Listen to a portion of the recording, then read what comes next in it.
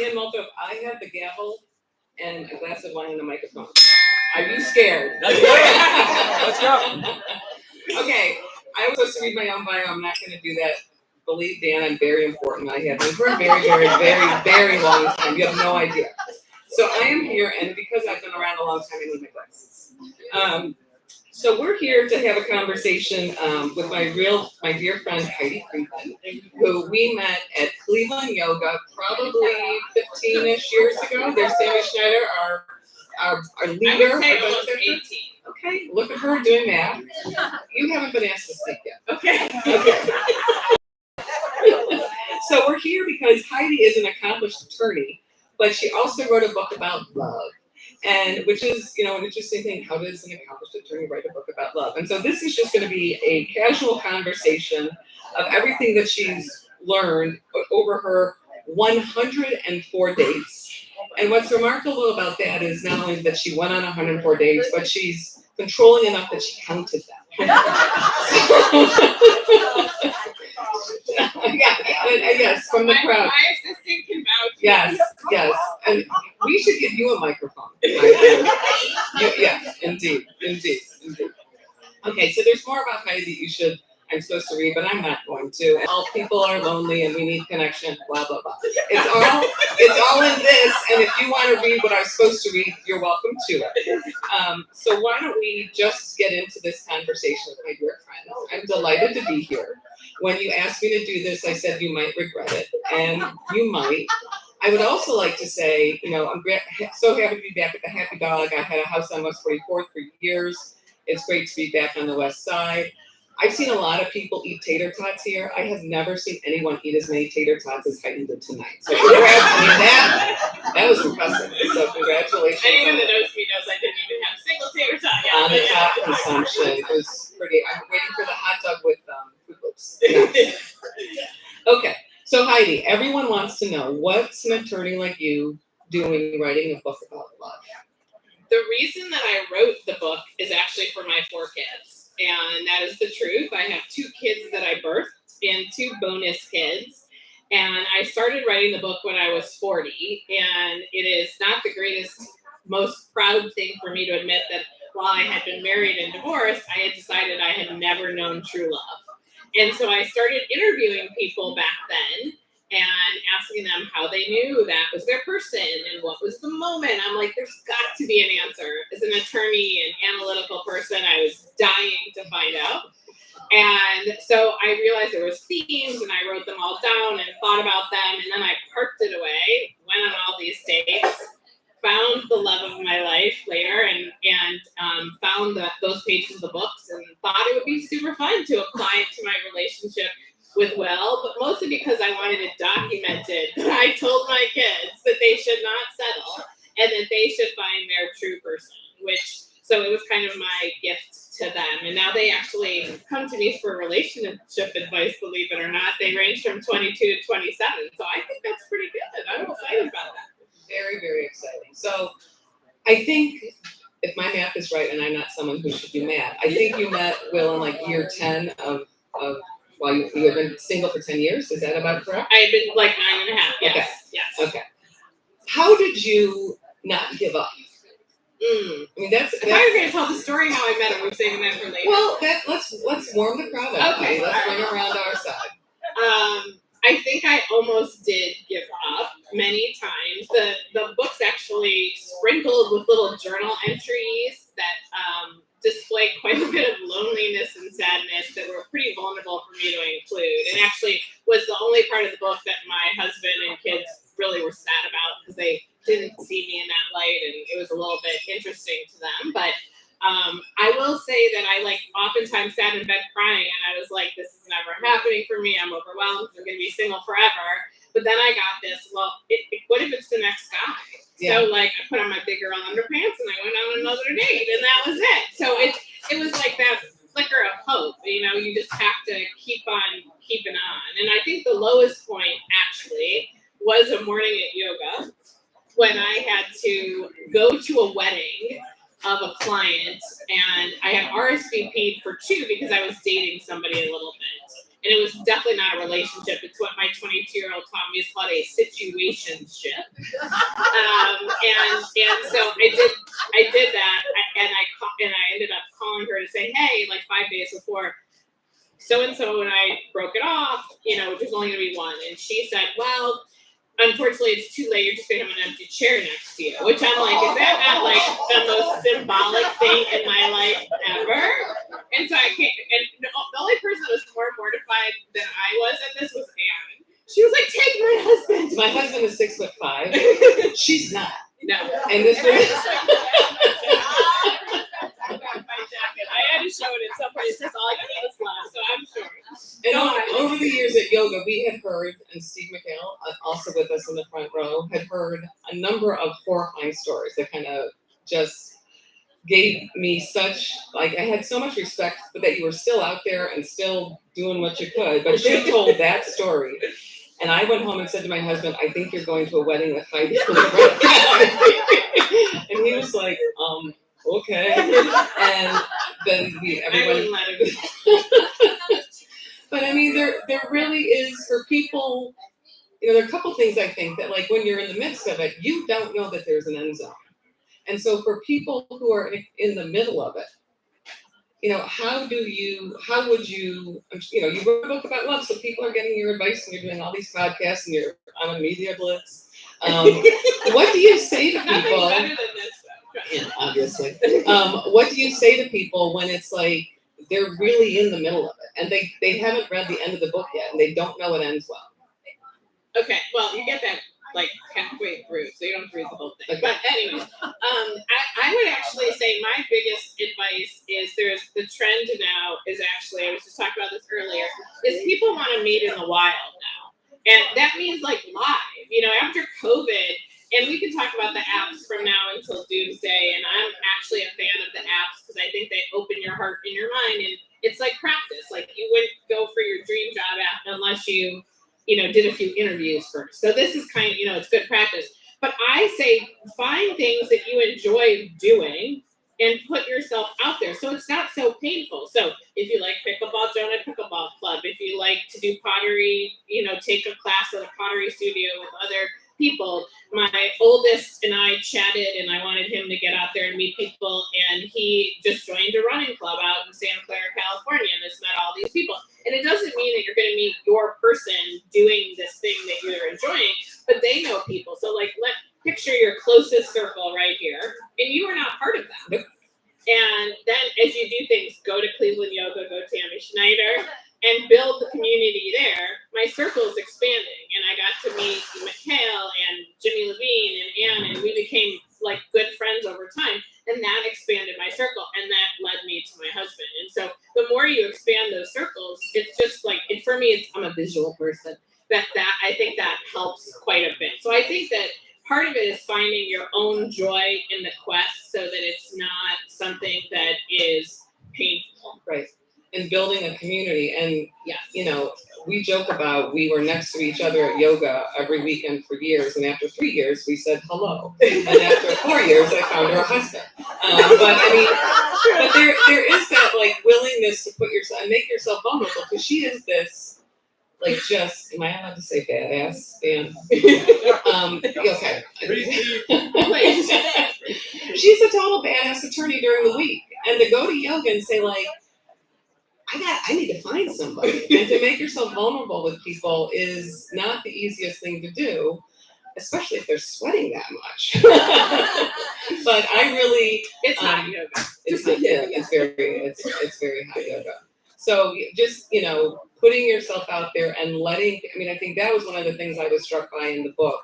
And so let's talk a little bit about the book. The book has 3 sections. It's kind of the interviews you did with people over a period of years, and kind of the themes and research you got from that, your own story, and then love lessons.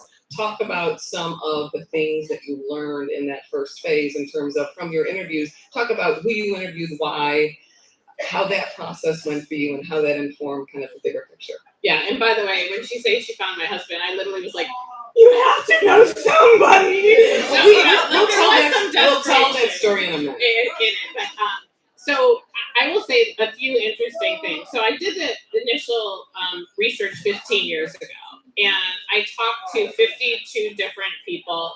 I never talked to a couple together, although sometimes I talk to the husband and wife, or I talk to several same-sex couples, but I would like to talk to them separately so that they could feel free to kind of share their view of things and not kind of glam on to whatever the other person said.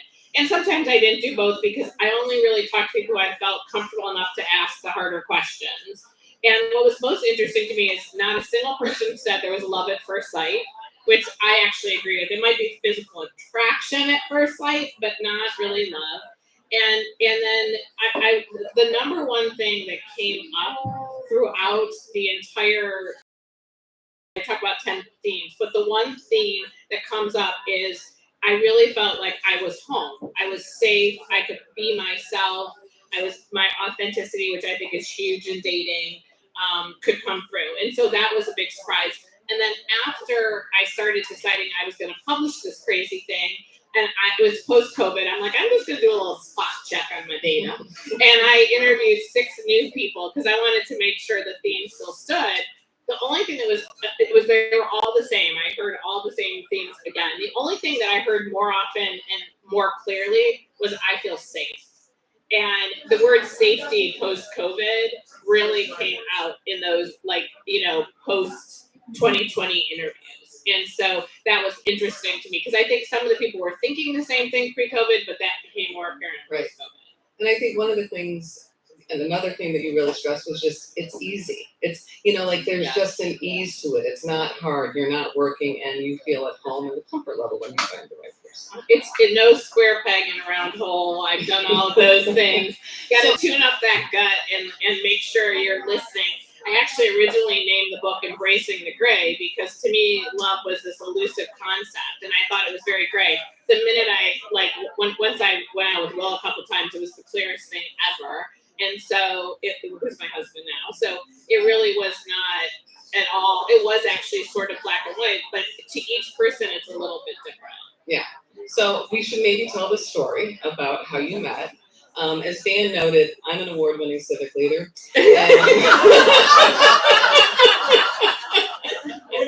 This is true, actually. Yeah. You minimize, but it's true. So award-winning. But in my work, I ran a nonprofit for more than 20 years. I worked in the city. I did all kinds of stuff. And in that, some of it it's not as much fun as it sounds. Negotiating utility agreements under public sphere, not as much fun as it sounds. But the thing that sticks with me is when I met Will, who was running the port at the time, he was just such a good guy. And we were working on things that had nothing to do with him. He's like, I'm interested in this. Tell me more about this. How can we help? Which very few people say and mean it in the civic sector. And so I just was really, really struck by, he was new to town and just what a great partner he was and what a good guy. And then, I don't know, I forget when I heard that he had separated from his wife, and then Heidi had to go sit next to an empty chair at a wedding, and she said to me, "You must know someone." And I had thought of her when I heard that Will was separating, but I didn't know him that well. I knew him from meetings. I knew him from being like a great guy in meetings, great civic partner, and I felt like if I asked him if he wanted to date someone, he might call security and think I was stalking him. And so I asked a mutual friend to ask him. And so kind of that notion of vulnerability and putting yourself out there to the people in the community who already have partners, that's on you too. When you feel like, well, I could ask them if they're interested. And I really felt like an idiot. I didn't want to do this, but I really felt strongly that I wanted her to find the right, and I just had this strong feeling in my gut. And so this mutual friend asked him, he expressed interest. I emailed him, gave her contact information, and then nothing happened. And she called me once and said, or emailed me or whatever, and said, she had a really rough couple of weeks, and she's like, I haven't heard from him. I said, Heidi, he hasn't dated in, since 24 years. Who's counting? I said, I guarantee you he has called you and hung up because he doesn't know he's allowed to send an email. I said, you email him and send it to me for me to edit. So I took out things like you haven't dated for decades. I'm like, I can imagine this is challenging. So she sent him my edited email. He responded. they went on a date. I get a single word text after that date. Do you remember what that said? Adorable. Adorable. Like, that's the best report ever. One Yeah. word. That's all you need to say. And so I would say to those, you know, if you have an opportunity to help those out there on a quest, help them. Because then you too can be like me, sitting behind a microphone at the Happy Dog talking about it. And it's great. Well, but like there's more, like again, you're minimizing it, which is you did go out on a limb for me, Right.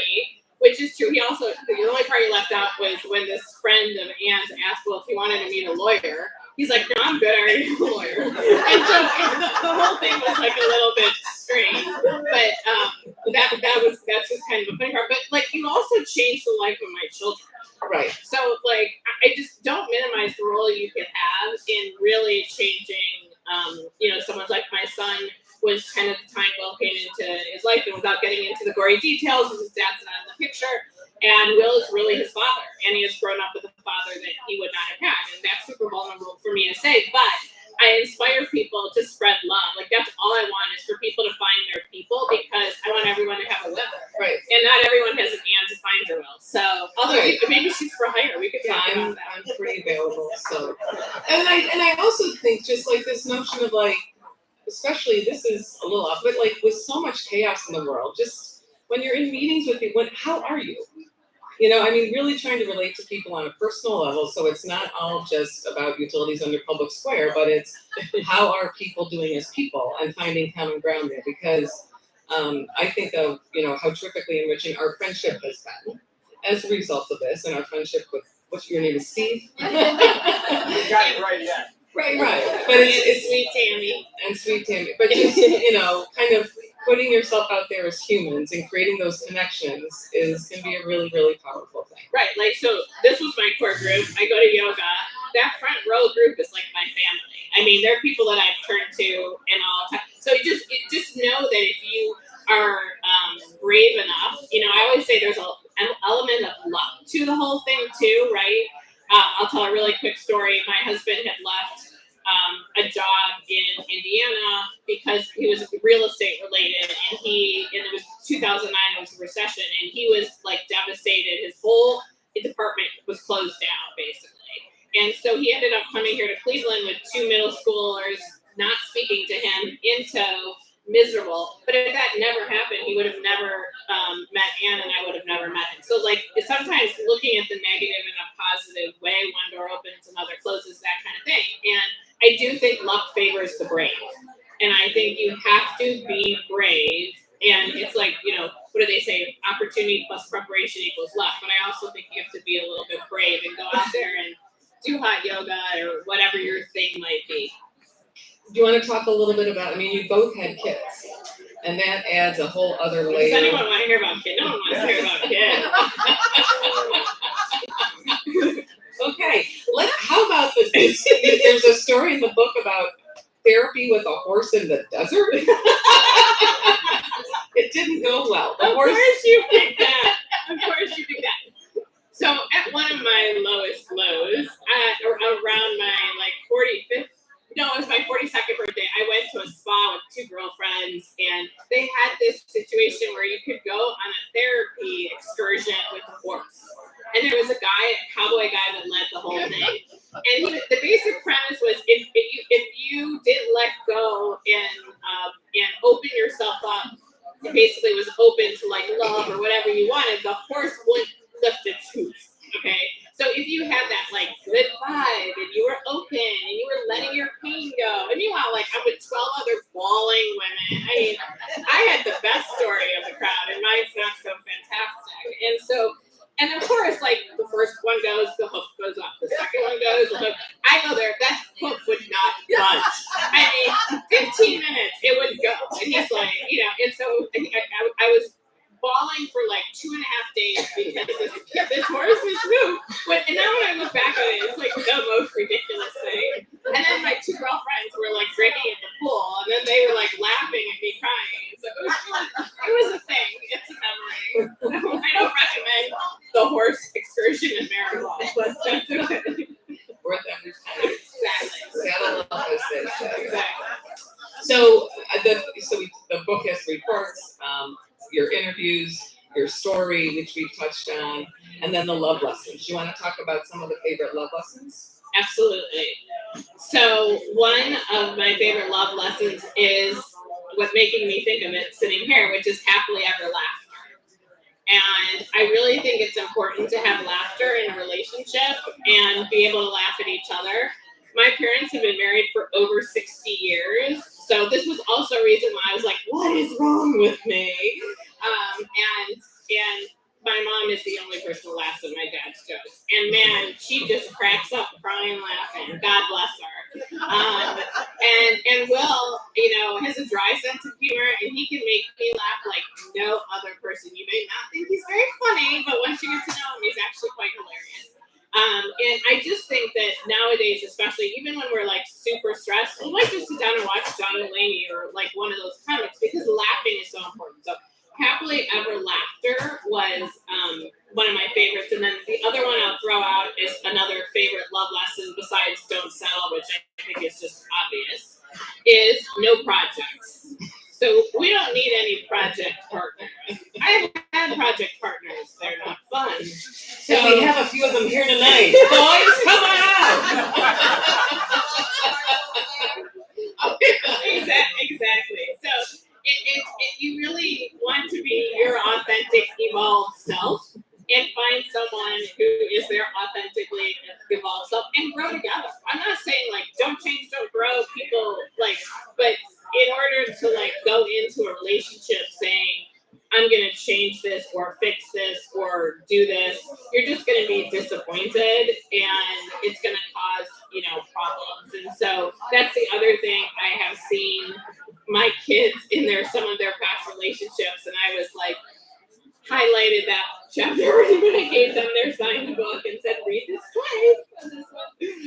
And the other thing you talk about is partnership and having a real partner. And I know, it's not all happy talk at the happy dog, like relationships and life is hard. And you guys have had some real challenges. And talk about kind of, finding your true love, but the beauty of having a partner that just is so grounding for you in all those moments. I always wanted a partner. I have plenty of legal partners, but I wanted like a life partner. And we both used that word on our first date, which I thought was something that was pretty exceptional. But the theme that I talk about in the book, the visual person, is I've done a massive amount of therapy, huge therapy fan, don't judge me again. But we used to talk about the fact, my therapist and I, about waves. And like life is a bunch of waves and you're going to go under at some point. And you want someone strong and ready to pull you out as soon as you go under. You can't be the serial puller upper every single time, or when you really need it, who's saving you? And so I had been a serial puller upper, I admit it.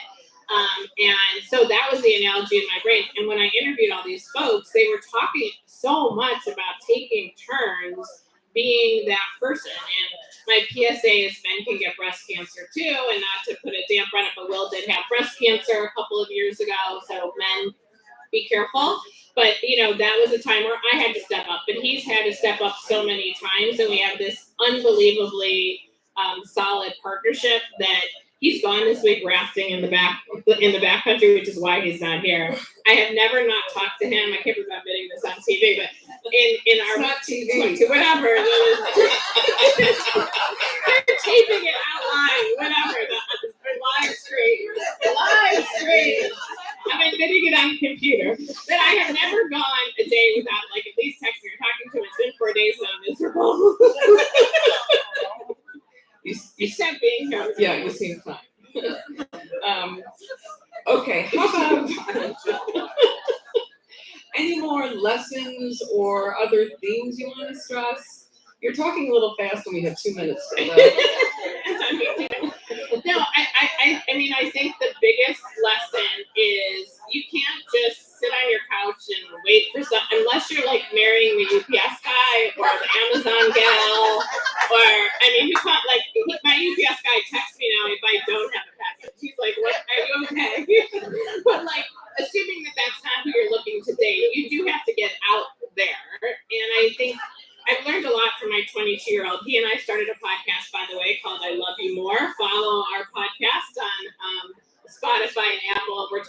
about dating and relationships and generational differences. And the kids are so reliant on the apps that it's almost like a game. And I think sometimes that becomes true in the adult world too. And it's a safer way to connect. And I do think that you have to find other ways to connect in real time if you really do want to expand your community, whether they're friendships or romantic partnerships or whatever. Yeah. And then this will be my final question. I'll tell a little story. Do you remember one other thing about your wedding that was a very odd coincidence between the two of us? We had the same wedding. We had the same wedding song, and this is But the not part on where purpose. I might start crying. They're like, okay. No, so they started dancing, and it was our wedding song, and it was To Make You Feel Our Love, My Love, and Adele inspired ours, but it's. We had someone else. Yes, but it's a beautiful little song, and I will tell you, if my poor husband was here, he would die if I was telling you this, but our little deal is we listen to Pandora at home. And so whenever that song comes on Pandora, I don't care what we're doing, we stop and we slow dance. And he's like, oh my gosh. Like there have been Sunday dinners where he's upstairs and I don't play it. I let the hands of fate determine. And it'll play and I just crank up the volume. He has come downstairs with his hair up and pajamas like, okay. But I will, it's very infrequent, but when I think it was last week out of the blue, and I said, at the end of our lives, we're never going to regret any one of these slow dances. I'm not going to get your So, I would say the importance of nurturing. The love that you have. Remember I said that to you? Yeah. So the importance of nurturing things, and the importance of the unscripted moments, and the importance of slow dancing in your kitchen when you don't really feel like it, and you're probably not dressed for it. So that is my gift to you. Dan Molthrop, would you like to take it away?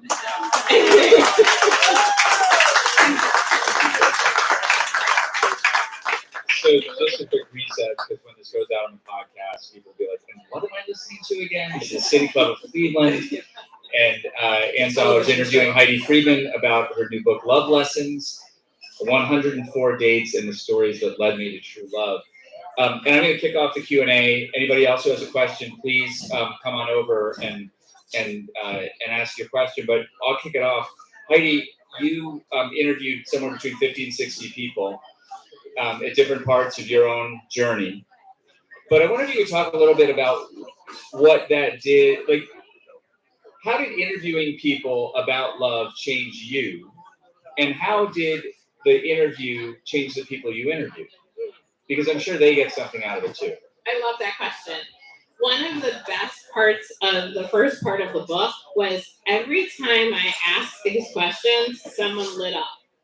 And bringing them back to the time that they met or how they knew. And I got a lot of like, oh, it was when he put his hand on my back, or she made me French toast or whatever. And I got so much joy of like just seeing these people light up. It was unbelievable. And I will say that I didn't expect this book to hit as well with married people, because you would think.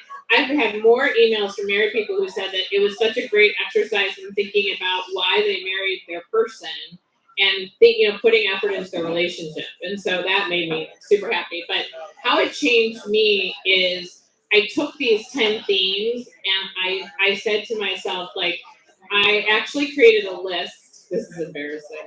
Of how, like the things that I was looking for.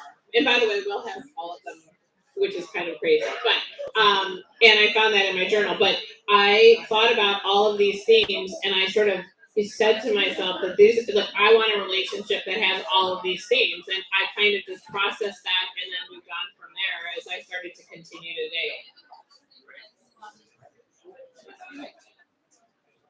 Jan Roller. Hey, hi you guys. This is a lot of fun. But Heidi, I have to disagree with you.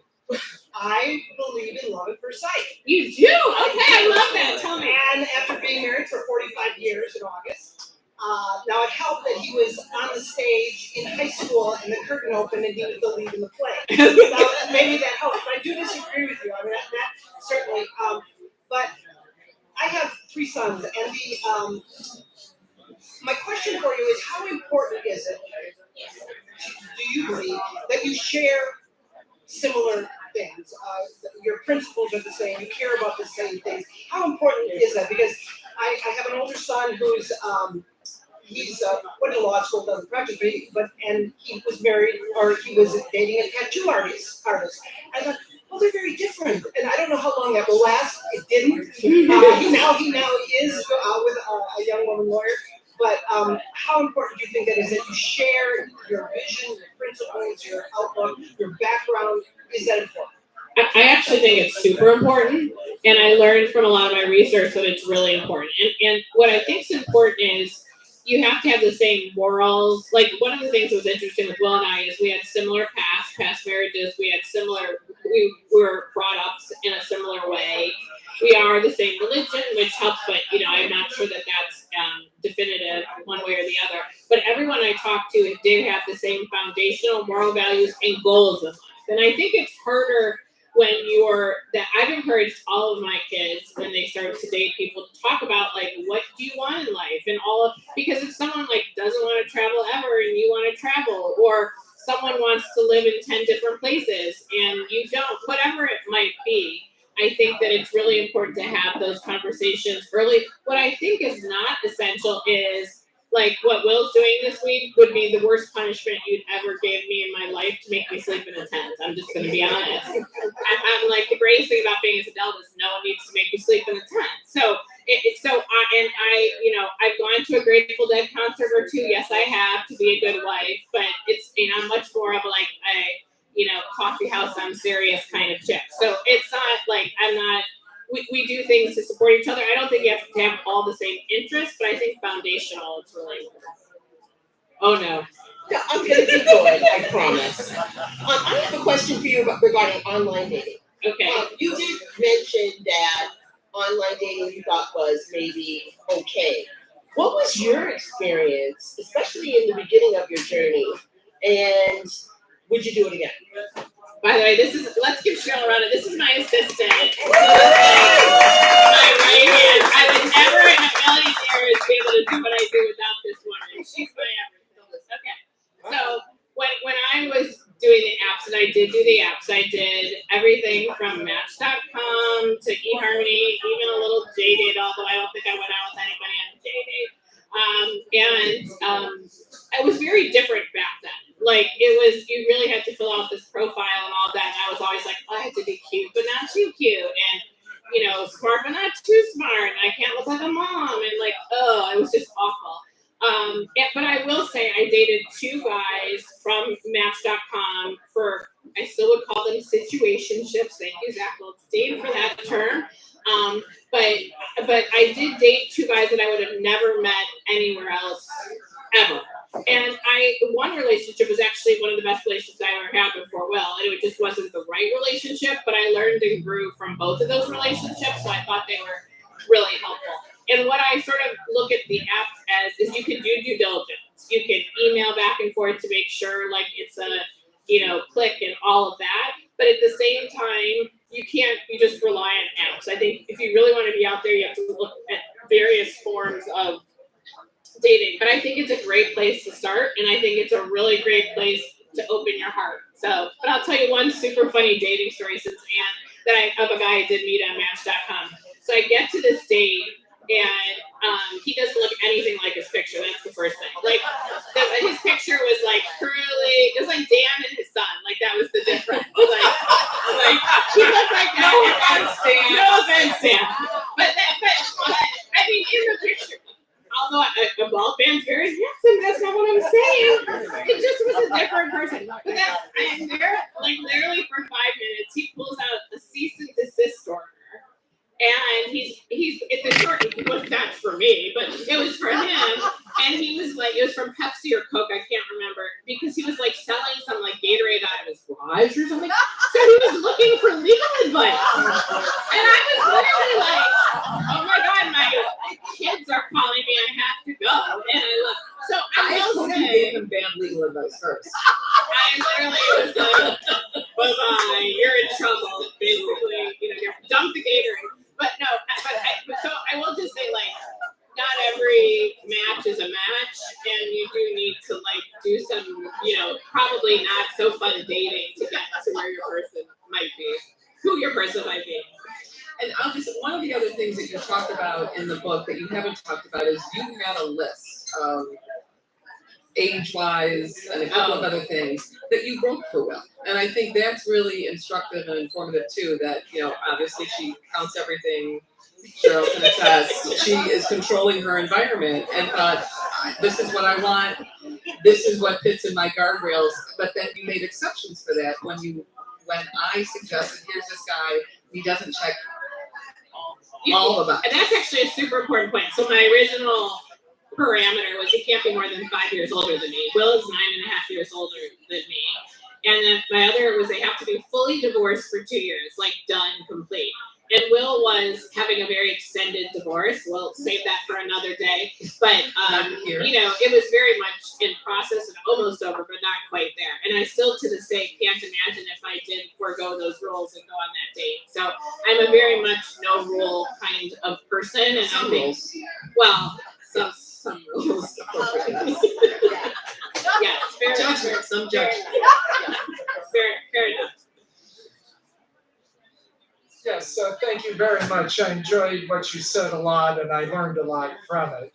Previously, I had asked you if your book would go into the struggles that immigrants and refugees might face while dating in this country. Your book doesn't cover that, as you told me, but it seems like there's a lot in there for people of all cultures and backgrounds to get something from. I hope so. That was my goal. I mean, it was definitely more of like what I did, my own research and what I learned. But I so far I've heard it's transferable to a lot of people, and I hope that it will help anyone at least open their mind and have some hope to find their person if they don't have it now, or maybe just appreciate their current person a little bit more. And it's very humanizing. It talks about building community, and so I think, regardless of your personal situation, you'll relate to the experience. And the first part of the book, again, is it's stories from these other folks, and those are all very relatable and a wide variety of people that you talk to. So not necessarily in the immigrant community, but certainly I think, the human experience is a human experience, and it could definitely resonate with everyone.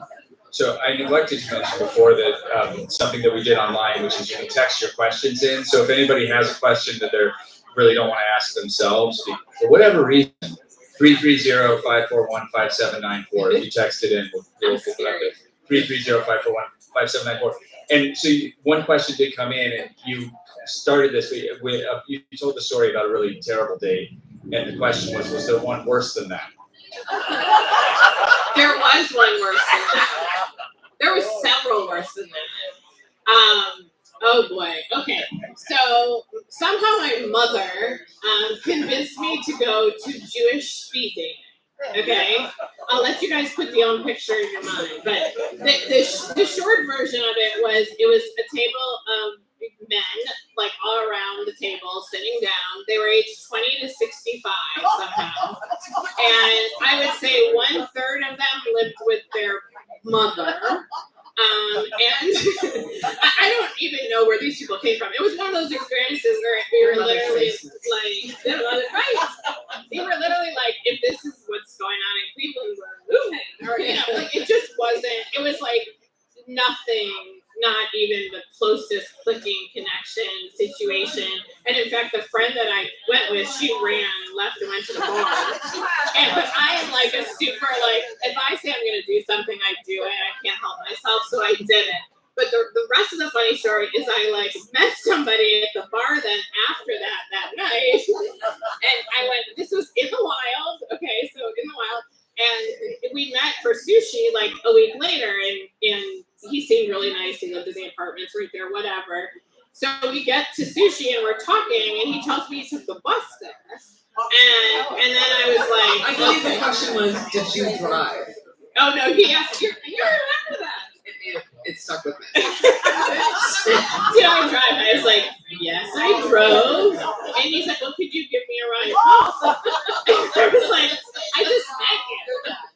And the punchline of the story is he had a DUI and didn't have a license and had taken a bus back and forth. So anyways, so there's a lot of bad dates in there, but I've survived and thrived. No, it's not. Hey, thank you for doing this. Thank you for sharing your stories and doing it on our stage. I had a question in the conversations you had with all the people that you interviewed.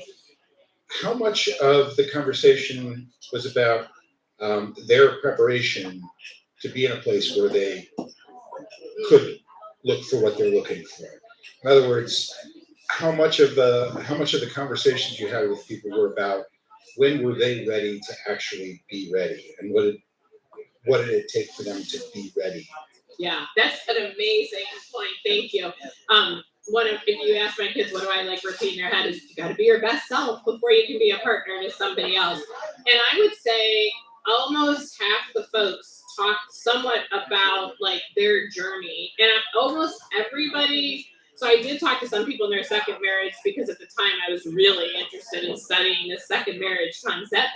And almost everybody I talked to in a second marriage talked about being on a journey over since the divorce and ending up in a place where they feel like they could be the best partner, which I certainly happened to me. But several other people did say that they did a lot of work. They did this. They used to date somebody else, but then they kind of worked through this or that and became their best self. And you could see it in the relationships, and you could see what was also the coolest thing to me is so many people talked about the fact that how their significant other helped make them their best self when they're together. That they just always encouraged them to be better. And that wasn't like one or two people, like lots of people talked about this. I feel that way in my relationship, and I think it's a really special thing. And I think that was something really cool to hear.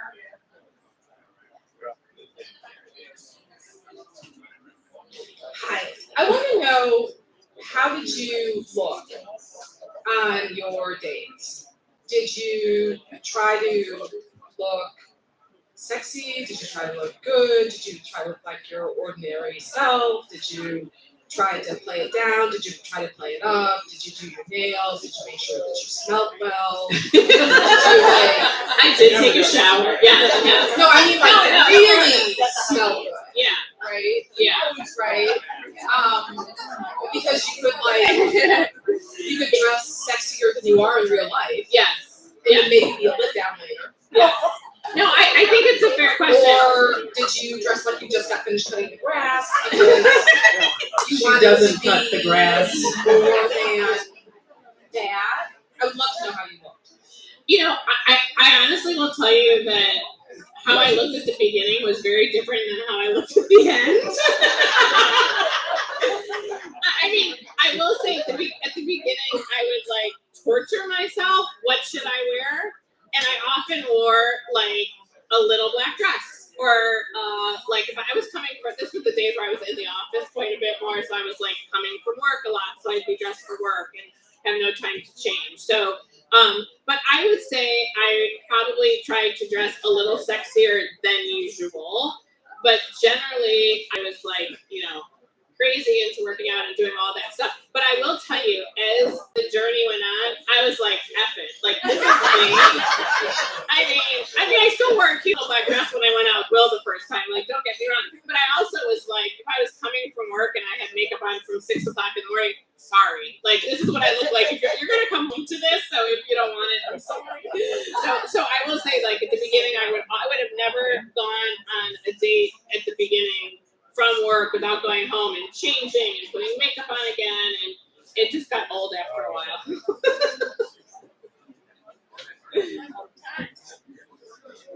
Hi. Hear me, I'm short too. It's okay. I have a good question here, I think. What if you're doing all the right things and your partner, let's say, me personally, I've been divorced since 2006, and I met a really incredible guy that I thought was wonderful and shared the same values. And after 15 years, I'm going to end the relationship. It's become very difficult. It's long distance now. He's very high professional in his career. And even he still comes home. We see each other, but it's not working out. It's like I'm emotionally distant as much as the long distance. So what can you do? I tried going on these dating apps. I call them Hinge Cringe. So I'm trying to move on, but without being scared of. It's scary. It's scary. It's super So scary. what did you do? Well, I would say my first assessment is until you're totally out of that relationship, your heart's not going to be open to a new one. And I think even though you might be on the apps and be trying to like connect, I think that when you have that weight going on right now of your old relationship, you're not in the space probably to meet somebody as open as you could be, basically. You know, even if he's not here, until that's like totally over and you know you're moving on and maybe he's not, you know, living with you or whatever. But it's super scary. Again, like my biggest thing is like go join. I would say like go join something. Like I don't know what you like to do, but you know, there's something that has some.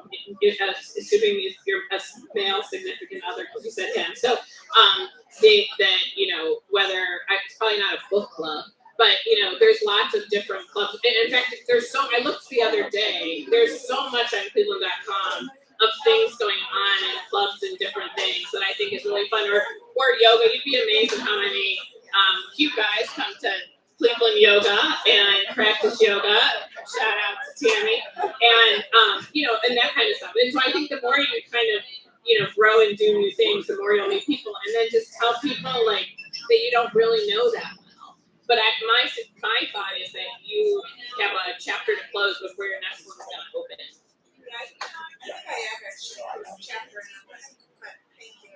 Thank you for your question. I wish you luck.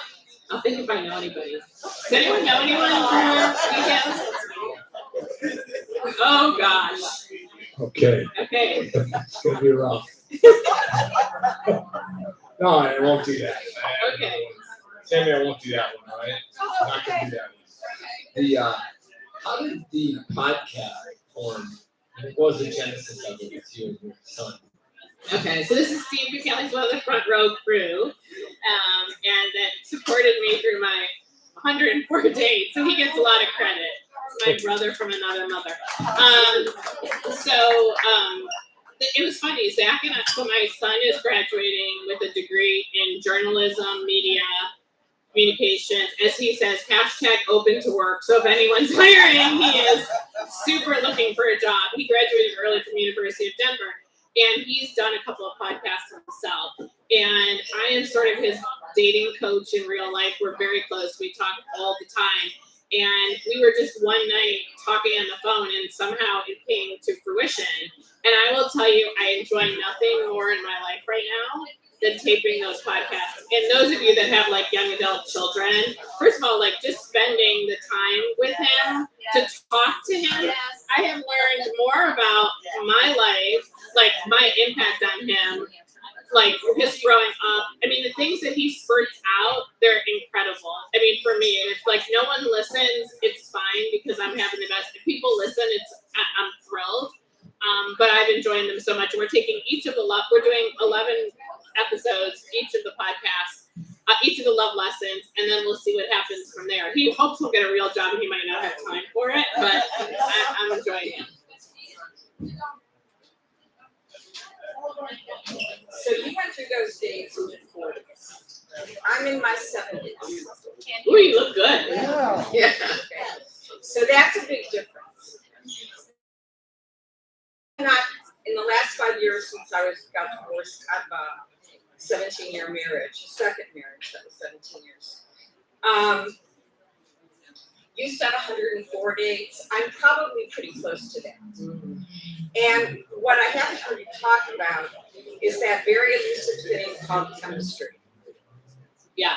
And I can tell you that there have been so many times when I literally walked into a bar, a restaurant, wherever we're meeting, and gone, okay, we're done. And wanted to turn around and walk out, but because I'm not that kind of a person, I sat, we talked, we had a drink, and I could tell that perhaps he was, oh, I'd really like to see you again, and it's like, so I'm going to tell you right now, and I got like this. This is what happened to me. I morphed into, I just want to tell you right now, you're in friend zone. I appreciate your I mean, myself. and that, I don't know if that honesty comes because once you hit 70, you go like, I don't fucking care what you think about me. I'm just gonna tell you right off. This is how I feel, okay?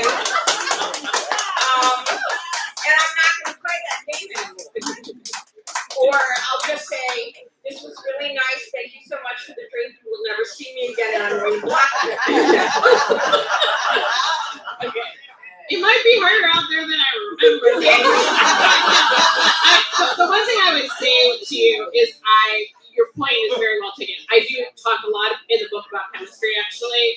And I had so many girlfriends say to me, like, he's so great on paper, just go out with him a second time. And I didn't. And I was like you, even when I was 40 or 38. I mean, I got divorced when I was 35. So my dates were between 35 and 45. And by the way, when you're 35 and divorced, the first person divorced, everyone and their mother fixes you up. So it's an interesting process. But I would always send a text or a note afterwards that basically says, really nice to meet you, but I don't think it's a connection. I wish you well.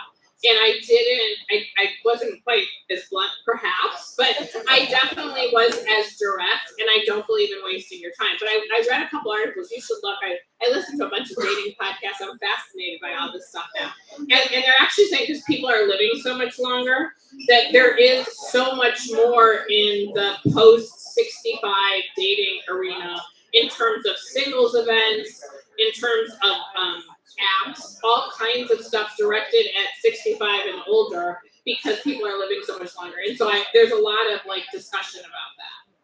Thank you. Good luck.